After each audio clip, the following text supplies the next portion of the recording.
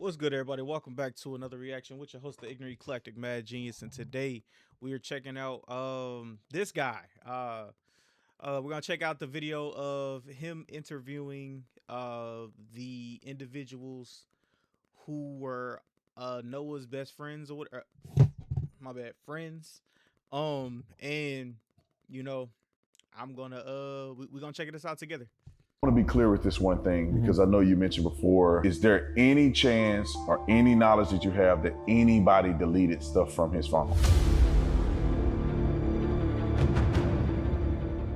I mean, Nolan was like a brother to me. Nolan lit up every room he walked in. 4th of July, everybody was out there. Nolan rode out on the Triton, and then we had a Palm Beach, 18 Palm Beach. There was 4 guys on that. The rest of the group, which was ranged from maybe 10 to 15 or 16 people on my buddy's tide line. Yeah, so y'all pretty much having a good time. And then you guys get ready to leave prematurely. Right. And like what, explain that, because you guys got there around 10. Yeah. It's now 4:30. Right. People are still out there partying and Correct. they're having a good time, but something happened to where it necessitated you guys to get the boat up and running. Can you explain that? Yeah. So I had a girl come up to me and say, "Hey, your brother just got in a fight." And obviously I have a younger brother, and that's who she was talking about. And I was freaked out. So I walked over to the beach, and I didn't walk over, I ran over. I made a beeline, I didn't talk to anybody, put my drink down and walked over there. And my brother was kind of angry, and there was a lot going on, but someone was getting pulled away. I don't know who it was. And my brother was like, "Oh, I just got in a fight, and this guy punched me in the face," and I punched him right back.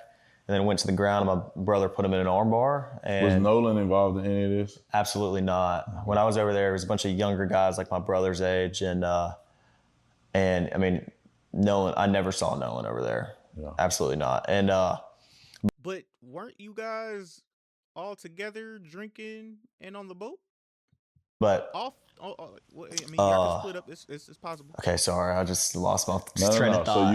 So you get ready to go. There's an issue with the boat. Okay, yeah. And this is Well, what yeah, this ended led up to that. That's what I'm saying. So Okay. the fight happened with your brother, or a little scuffle. I'm assuming that it was cleared up. You're right. You got your brother out of that situation, and then how did you find out that this boat is sinking? Well, I walk back over, and like we're probably around each other for a little bit. I mean, I wasn't thinking anything of it. I pulled my brother off the beach, and I was just like, "Listen, get in the water, hang out with us, calm down." I mean, he was calm, but I didn't want anything else to happen, And so once I got back over to the boat, I got on the Triton, and the Triton had probably about 6 inches of water up to the transom, and I was freaked out because I'm. If you a boat person, please explain that to a non-boat person in the comments below. Appreciate you.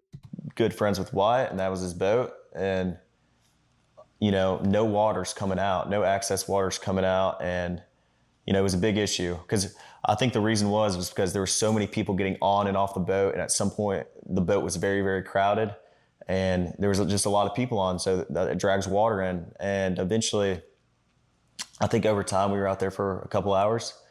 The boat just started filling up with water. So I popped the starboard side hatch, and the battery was completely underwater. And so the motor wouldn't trim down. I mean, my buddy would go to trim it down from the console, and it'd trim down, and then it'd come right back up. And so Wyatt's trying to throw a rear anchor, so we're caught, and he's, yelling at people. Everybody's kind of freaking out. And eventually I'm like yelling at other people, trying to tell them, calm down. Like, the boat could possibly sink, and I'm not paying attention to everyone around me. I was paying attention to my buddy's boat. And that's what all my other friends that were on that boat were doing, trying to solve the problem. So you're on the boat now. The water is getting up to the point where the boat may be disabled to where you couldn't get it out from Horn Island. So what happens after that? Wyatt jumps to the water, tries to throw a rear anchor, and my buddy Byron, you're sitting looking, trying to pull trash out the bilge, and the bilge is basically a pump that pulls the water, the excess water out the boat. So the bilge was failing to work. So any excess water was just sitting in the boat. It wasn't getting pumped out. And I looked over the gunnel and I looked at the release hole for the bilge, and it was even with the water. So, I mean, we're all freaking out. All of our, we're not focused on anything else other than the boat. Well, then eventually my buddy Bart on the tide line is like, I'm going to pull y'all out to where we're out of all this, all this chaos. Because we left at 4:30 and there were still just as many people there, if not more, than when we got there. I mean, probably around the same amount. I mean, it was crazy. Like, there was a lot of people. And, I mean, eventually Bart pulls us out. We left at 4:30, but we really weren't pulled out away from everybody. We were probably about a quarter mile out, and we had the towing strap pulled from, Bart's port side cleat or starboard side cleat, and he was on our starboard side bow. And so it was rubbing on his power pole. So Bart turned around, pulled up next to our boat, and we were just trying to get it situated. So that's when Wyatt called Cito. And Wyatt was like, calls him, because the cell service isn't great at the island, but Oh, that must be like the people that they called because the boat was going under or something like that. once you can use your phone, but stuff might not just send, and it's not great. You got maybe one bar, and it won't work that well. But once you get a little off the island, you have cell coverage. And even on the island, like, I called my mom when we were on the island, it was fine. Like, we had enough cell coverage to make a phone call or shoot a text over, but you don't have enough cell coverage to, like, send a picture, for example. So Wyatt. So I want to go back. Yeah, so yeah. I want to touch on that real quick, because the phone thing came up at some Is it me, or is he not answering fully the questions? point. Uh-huh. And so was it when you guys got off the boat? Yeah. I mean, were people taking their phones off the boat, or is that not typical? Because I know that Nolan's phone was left on the boat, Right. even though, after you guys had left. So can you explain that? Because I think people need to understand this a little clearer. Yeah. Was it typical for people to have their phones left on boats, or did they keep their phones in the water? Or? Yeah. I mean, everybody kind of goes out to the island to get away from, their phones and everything else. I know I got on the boat to get away from, just the regular world. And no, when you're waist deep in water, no one's carrying their phone in their hand, especially at Horn Island. The water has been very, very murky because of the rain. And when it's just very risky. If you're gonna have your phone in the water, some people might for a couple minutes and, like, maybe taking some pictures of each other. I know a lot of girls like to take pictures in the water at Horn Island. Guys do too. Like, people like to take pictures, and but a lot of the pictures you see are on the boat for a reason. And so, no, if someone is on their phone in the water, they're using it real quick and then putting it right back on the boat. We were all waist deep in water. No one's sitting there scrolling on their phone. I never saw that once, and I've never seen that once, and I've been out the Highland my whole life. That's just not something people do. People aren't on their. I don't know, bro. He just seems to. It just feels like he's not telling the complete and utter truth. Phones, and everybody has their phone, yes, but it's always on the boat. No one's getting off the boat with their phone. So now, mind you, I've went on a couple float trips and things of that nature, and people have had like little necklace things where it likes like a purse, but it holds your phone and holds your money and things like that, just in case you always have your phone on you, and whenever you want to get something, you just unzip that thing, dig in there real quick, pull out what you need to pull out, take your pictures, put that bit back in there. Come on now.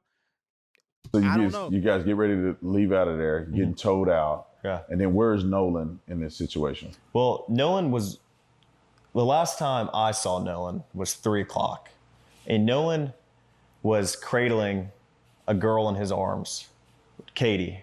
Katie.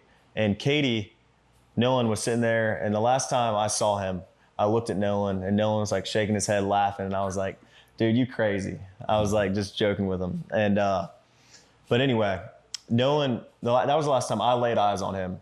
But when we were leaving, obviously, no one is getting left at the island that came with us unless they demanded to, be there and asked, this is a very common thing at Horn Island. When you're out there, a lot of people ride out there with someone and in with somebody else all the time. I've done that 100 times. It's a very common thing, but Nolan was sitting by the boat with that Katie girl, and my buddy yelled for Nolan, get on the boat. We're leaving. The boat's having issues. And no, he didn't say that, but he was panicking. Nolan, get the F on the boat. Get on the boat. And Nolan said, no, I'm staying out here. I'm going to ride in with somebody else. And it's not uncommon to hear. But that's not what the girl Katie said, though. Katie said that Nolan said that he was going to leave with his friends.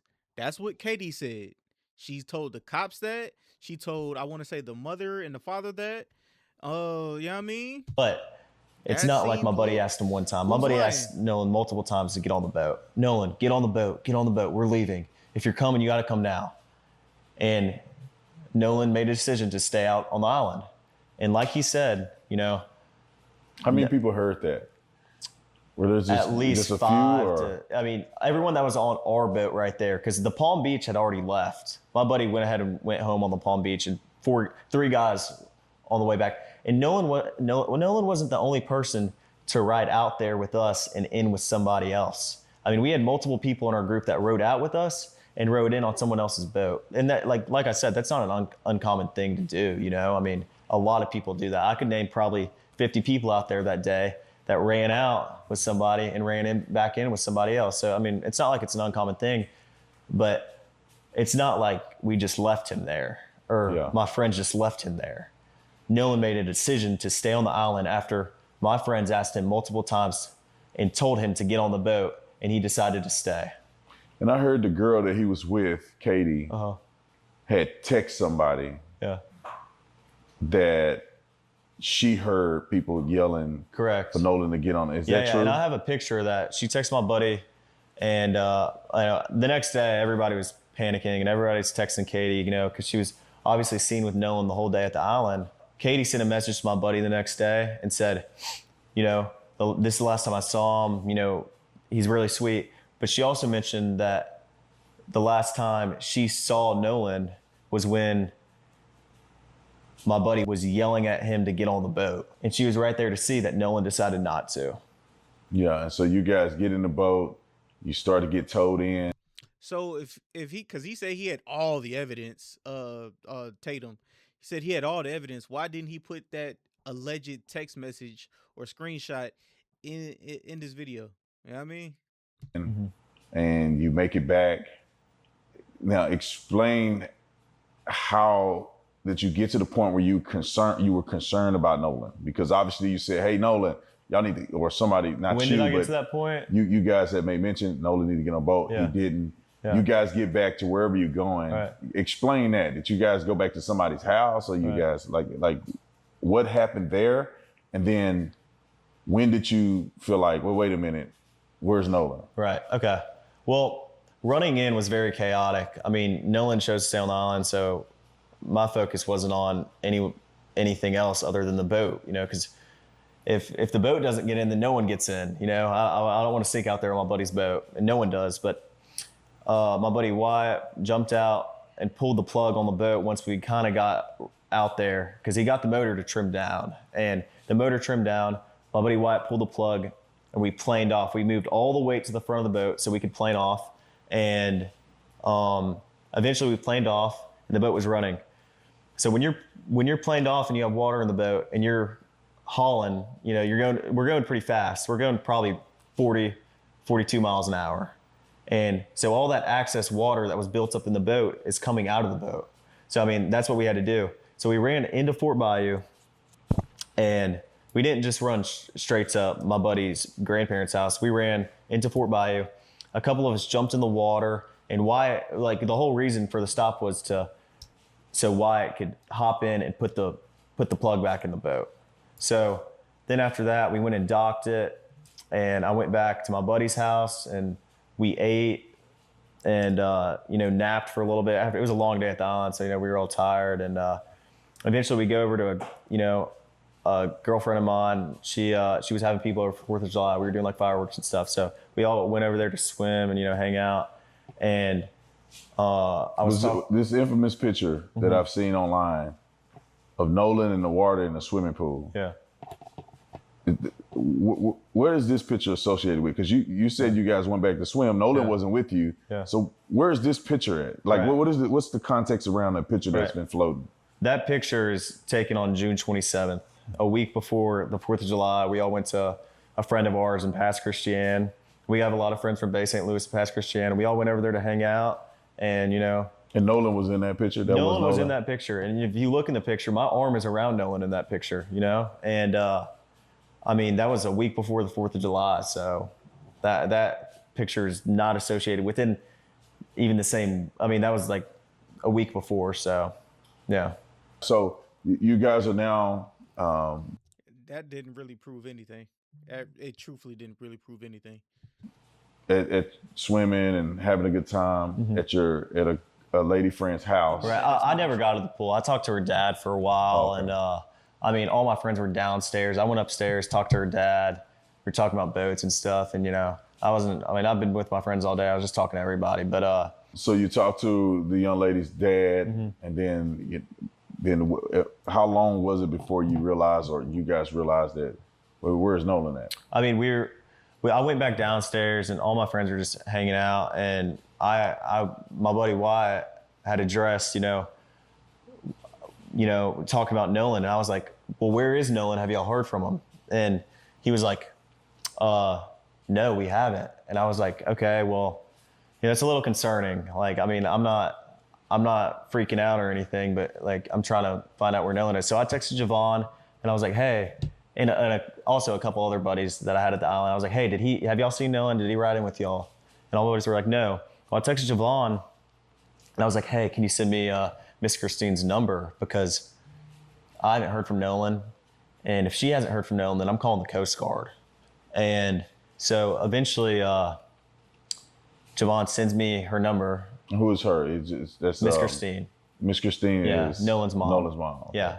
And I walked down to the dock because, I mean, there was a lot of people at Ava's. Not a lot, but, there was probably 15 of our friends there. And I was just like, walked down to the dock with a couple of my buddies, and I got on the phone I called Miss Christine, called her the first time. She didn't answer. I called her a second time, and I got on the phone with her, and I asked her if she had heard from Nolan. She said no. And I said, all right, well, don't freak out. I'm going to call the Coast Guard. And this was at about 11 o'clock. So what's your So if that's the case, why didn't y'all hand over the phone when they first attempted to try to go get the phone? and calling the Coast Guard, right? Because right now, Nolan could be with a chick. He could be with somebody else. Right. He could have gone back with somebody else. What made you concerned enough that you felt like you couldn't weigh it out anymore? You had to call the Coast Guard. Well, I mean, like I said, my friends and I have been on the water our whole life. Stuff happens. People die all the time. I know people that have died out there. And, it's a fun place to be, but it's also a very, very dangerous place to be if you're not handling it right. And Nolan, so I hadn't heard from him. And obviously, I'm thinking I'd way rather be safe than sorry.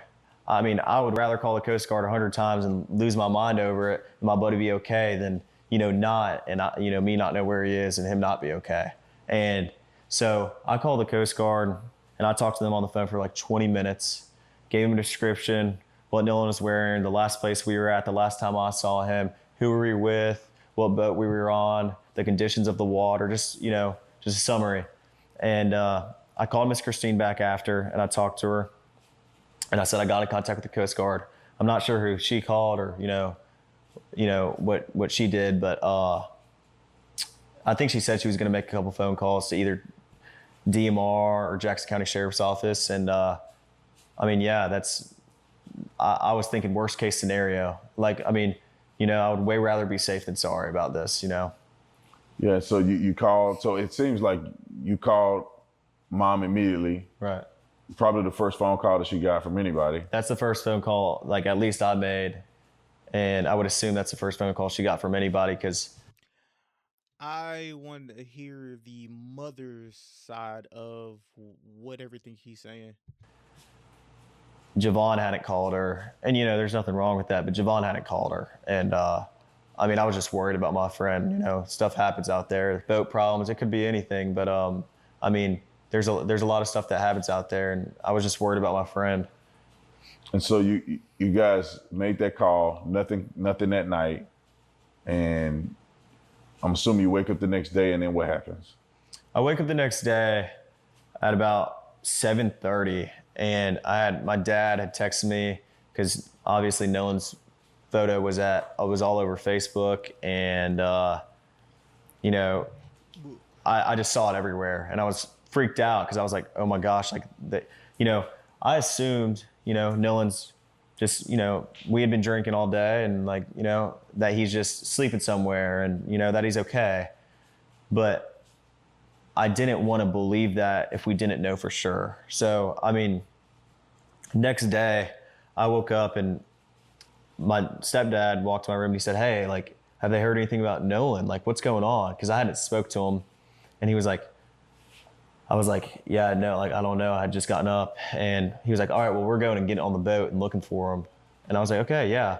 So I got my buddy Ricky, I got my buddy Brooks, I got my buddy Jax. My mom came on the boat with my stepdad and I, and we all went out there and looked. When I got out there was dozens of DMR boats, helicopters, planes flying over Horn Island. And this wasn't just Horn Island. There was also Ship Island they were looking at, I'm sure, and Chandelier Island, Petty Boy. It wasn't just Horn Island specifically, but where I was at Horn, there were boats everywhere, and not just like random boats, but like, marine resource boats and, cops and, the whole nine. Like, it wasn't like there was just a couple boats looking for Nolan. There was planes and helicopters and, everybody. So.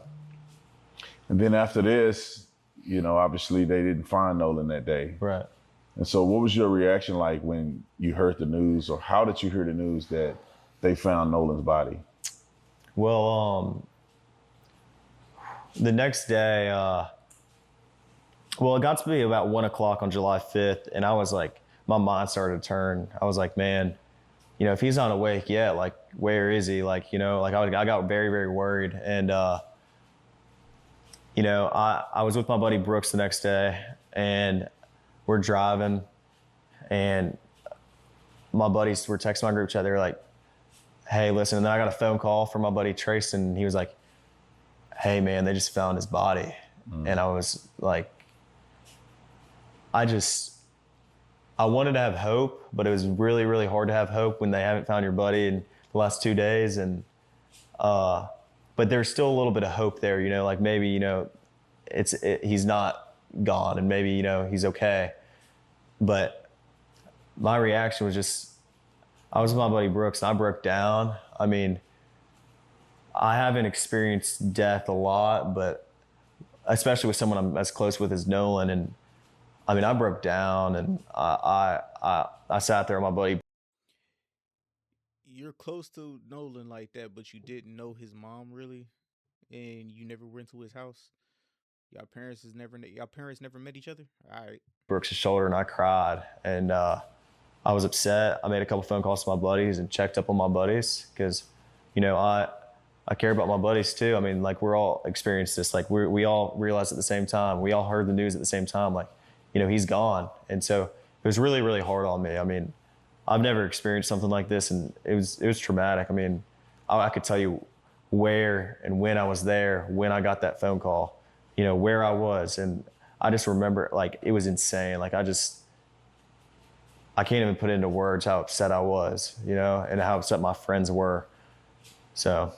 And then comes the stories and the backlash and the craziness. I mean, you guys are now hearing that you're responsible for it. You did it. You killed Nolan. So what was the next step? Did you guys ever engage with police or? Yeah, so the first time I talked to the police was July 7th. I talked to the lead investigator, and I told him my whole story, top to bottom, dotted every I, crossed every T. I told him everything I knew, every little detail. I mean, everything I could, tell them to try to figure something out, Were you the only one to talk to the cops, or no, of course some of the not. other guys? Every person that was included, especially, the guys that you see on social media, everybody cooperated with the police fully. That's not what it seemed like and what everyone heard. The police didn't even like speak to y'all for a little bit until like all the backlash started, and then that's when they said they had spoke to a couple people. Nolan was with us on the way out, and he rode out on the boats with us. So, I mean, we were the first people to get questioned. I mean, we cooperated with the police the first time they called us, and, we talked to them, as soon as they needed, and we were fully cooperative. And we see Benjamin Crump coming to town, made it about race. Right. What's your feeling about that? Do you think? Bro, the parents didn't even make it about race first. Think that any of this has anything to do with race, or because I mean, obviously something happened to Nolan. It appears that you guys may not have been involved at all. When I say may not, it's no evidence that you were involved at all. Right. You guys had lies. What happened to the cell phone? You feel me? Like, things just get deleted off of his Snapchat and just his camera reel and things of that nature from that specific place or specific night. All right. Left. Right. But do you think that there's a racial component to any of this? Of course not. I mean, I think if Nolan ever felt the most little bit uncomfortable around us, which we never gave him a reason to, but if he did, he wouldn't hang out around us. But if you go look on, like my friends have had Nolan posted all over our social medias, since freshman. Y'all deactivated y'all social medias after all of this happened. What are you talking about? And you don't find that suspicious?